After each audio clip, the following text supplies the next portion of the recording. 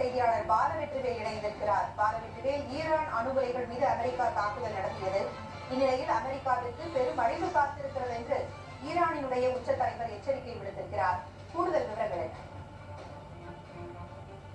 ஈரானில் உள்ள அணுசக்தி தளங்கள் மீது அமெரிக்கா தாக்குதல் நடத்தியதற்கு பதிலளிக்கும் விதமாக நாட்டு மக்களிடம் அதிபர் டிரம்ப் பேசினார். இந்நிலையில் ஈரானினுடைய உச்ச தலைவர் சுப்ரீம் லீடர் காமேனியினுடைய பிரதிநிதி ஹொசைன் சரியமாத்ரி ஒரு முக்கியமான அறிக்கை வெளியிட்டிருக்கிறார்.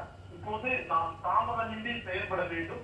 முதல் கட்டமாக பக்ரைனில் இருக்கக்கூடிய அமெரிக்க கடற்படை மீது ஏவுகணை தாக்குதல் நடத்த வேண்டும். இதுதான் சரியான தருணம் என தெரிவித்திருக்கிறார். மேலும் அமெரிக்காவிற்கு பேரழிவு காத்திருக்கிறது, தேவையில்லாமல் இந்த போரில் உள்ளே இறங்கியிருக்கிறீர்கள் என தெரிவித்திருக்கும் ஈரானினுடைய சுப்ரீம்